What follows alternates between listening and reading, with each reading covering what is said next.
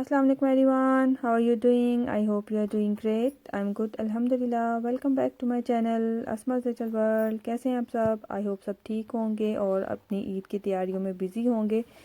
तो मैंने भी सोचा क्यों ना किचन को एक दफ़ा फिर जो है वो डीप क्लीन कर लिया जाए। एक दफ़ा रमज़ान से पहले मैंने किया था, उसकी मेरी क्लीनिंग की वीडियो जो है वो मैं एंड स्क्रीन पे लगा दूँगी और जो है आप उसको मस्त देखिएगा और यू कैन गेट मोटिवेशन। तो चलें जी स्टार्ट करते हैं। मैं करने लगी हूँ अपनी पेंट्री को ऑर्गेनाइज़, और वैसे तो ऑर्गेनाइज़ मैंने रखी होती है, लेकिन आपको तो जाहिर है आफ्टर 2-3 वीक्स आपको जो है इसको फिर जो है वो क्लीन करना होता है और अरेंज करना होता है। तो जो चीज़ें लेफ़्ट ओवर थी जार्स में फिनिश हो गई थी और उसको मैं जो है रिफ़िल कर रही हूँ अपने जार्स को। तो सबसे पहले मैंने आलमंड्स डाले जार के अंदर और अब मैं डेट्स डाल रही हूँ, और मैं इस तरह एयर टाइट कंटेनर्स में जो है अपनी डेट्स और ड्राई फ्रूट डाल देती हूँ ताकि वो फ्रेश भी रहें और लॉन्ग लास्टिंग हो और अरेंज भी रहें।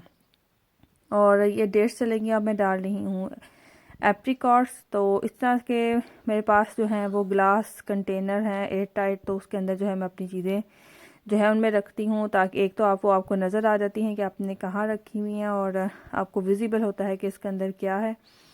तो अब बच्चों की डाल रही हैं चॉकलेट्स, तो इस समय ये सारी चीज़ें डालूँगी और इसको भी जो है अरेंज करके एक रख दूँगी ताकि सामने रहें और बच्चे जो हैं इसको इजीली उनको भी नज़र आ जाए कि इसके अंदर किस कंटेनर में क्या चीज़ डली हुई है और वो आसानी से लें और खाएं और इंजॉय करें।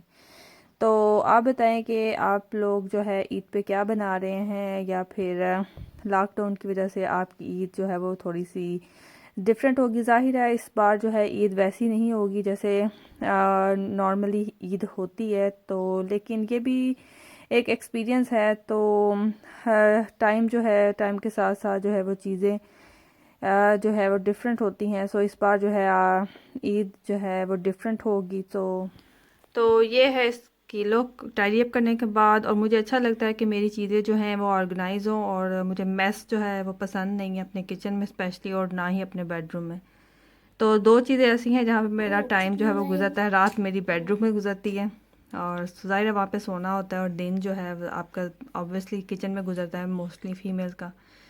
तो ज़ाहिर है किचन में सारा दिन मोस्टली बच्चों के साथ खाना पकाना, तो मुझे अपनी चीज़ें जो है वो ऑर्गेनाइज जो है वो अच्छी लगती हैं, ताकि मुझे मैस और किचन में तो बिल्कुल भी नहीं पसंद कि इधर उधर मुझे चीज़ें ढूंढनी पड़ी, और ना ही अपने रूम में। तो ये है इसकी लुक, मैंने टाइडी कर दिया है इसको जो है अच्छी तरह से क्लीन करके कैबिनेट को। तो ये मेरी छोटी सी पेंट्री है, ये है एक, और एक इसी तरह की एक और स्टोरेज है मेरे पास। वहाँ पे मैंने एक्स्ट्रा जो चीज़ें होती हैं, जो दालें वगैरह एक्स्ट्रा होती हैं बच जाती हैं, वो वहाँ पे रखी हुई हैं।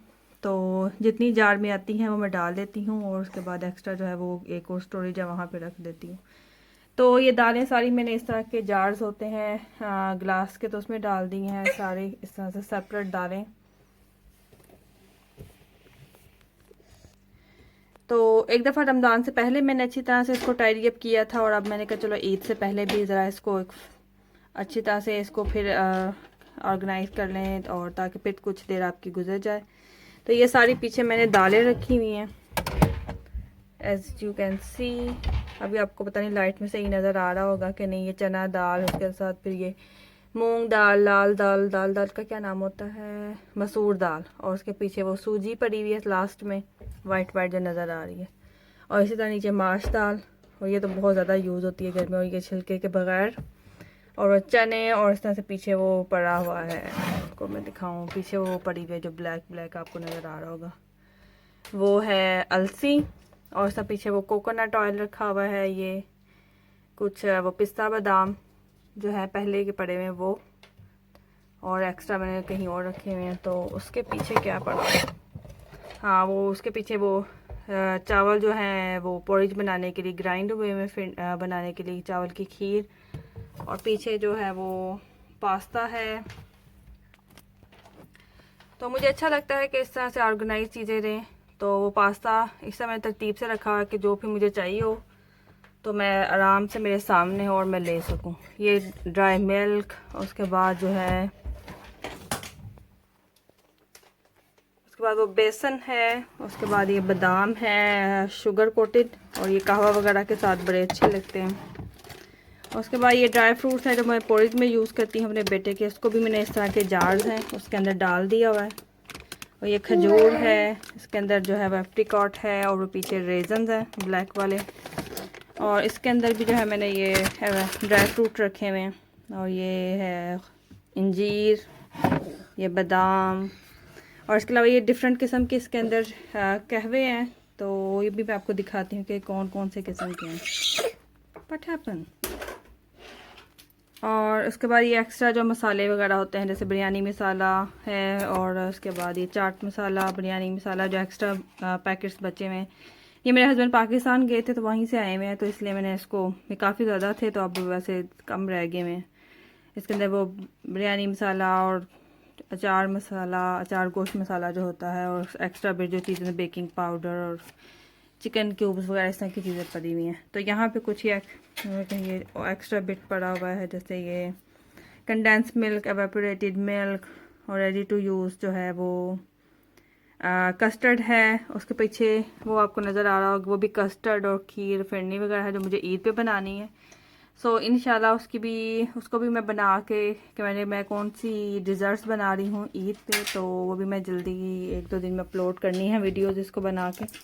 और ये ऑर्गेनिक कोकोनट फ्लावर है, इसको भी मैंने इसको मैंने अभी देखना है इसको कैसे यूज़ करना है, क्योंकि फ़र्स्ट टाइम जो है मैं इसको यूज़ करूँगी। इसकी कुकीज़ या फिर बेकिंग और शेक्स वगैरह में यूज़ कर सकते हैं। So let's see what I will do.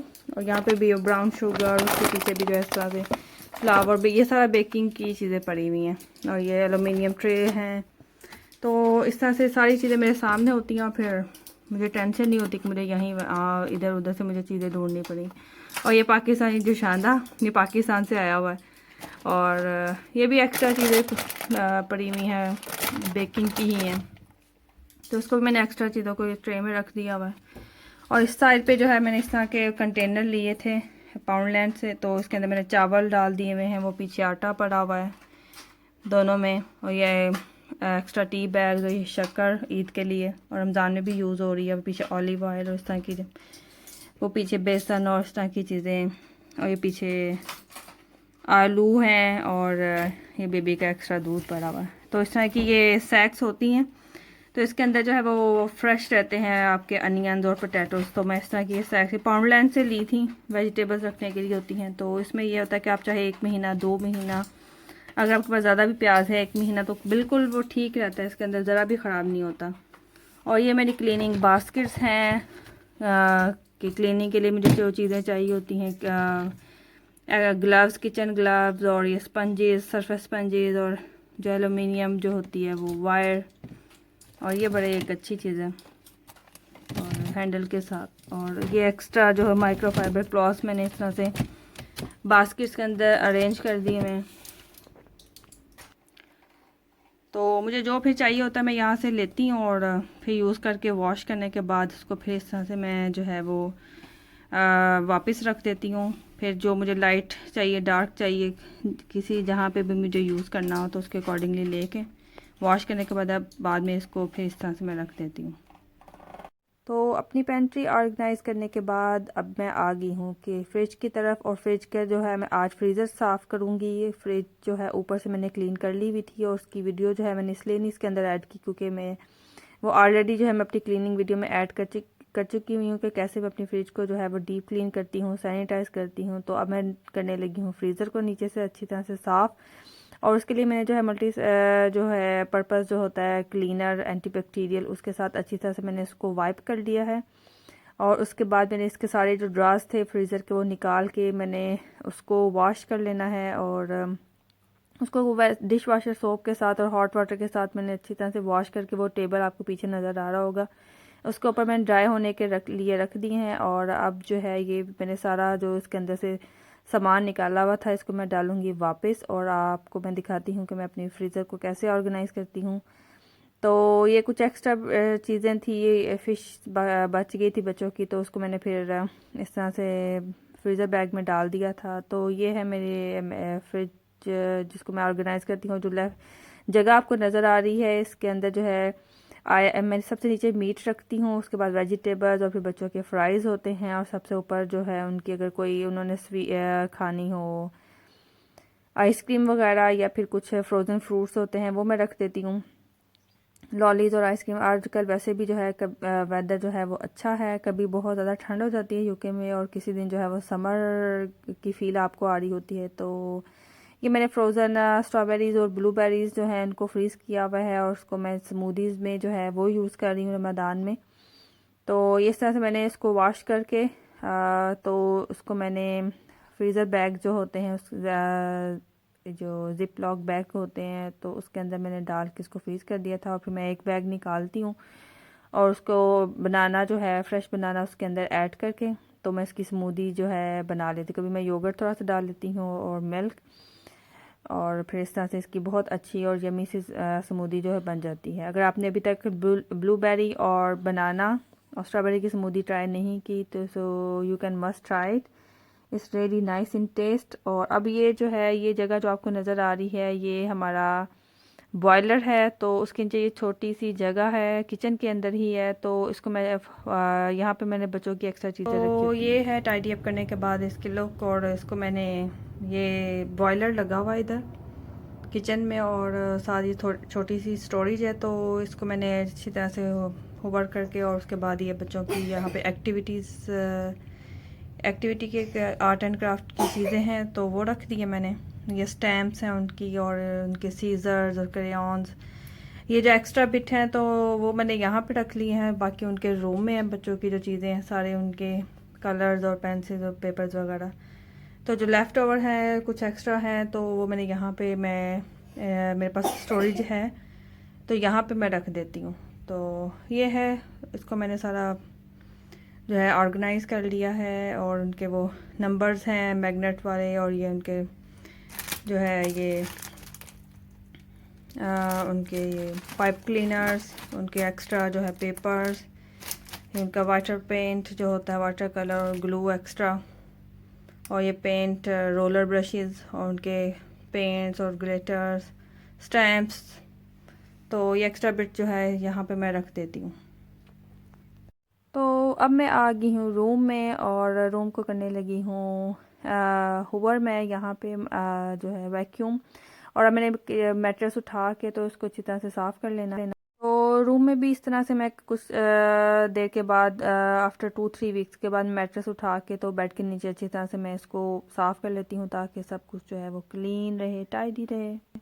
तो ये थी मेरी आज की वीडियो, आई होप आपको अच्छी लगी होगी और आपको मोटिवेशन मिली होगी कि ताकि आप भी ईद से पहले जो है जो आपके लेफ़्ट ओवर काम है वो आप कर लें और जो है आप रिलैक्स हो जाएं और ईद को जो है मज़े से एंजॉय करें। तो अब हो गया था अफ्तार का टाइम, हम करेंगे अफ्तारी। तो आपसे मिलूंगी हम नेक्स्ट वीडियो में। टेक केयर, अल्लाह हाफिज़। Last but not least, don't forget to subscribe my channel, अपनी फ्रेंड फैमिली के साथ शेयर करें, वीडियो को लाइक करें, अच्छे अच्छे से कमेंट्स करें और मुझे तो कमेंट सेक्शन में ज़रूर बताइएगा कि आपको आज की वीडियो कैसी लगी। और stay home, stay safe, stay healthy, take care of yourself and your family, keep me in your prayers. I will see you in the next one. अल्लाह हाफिज़।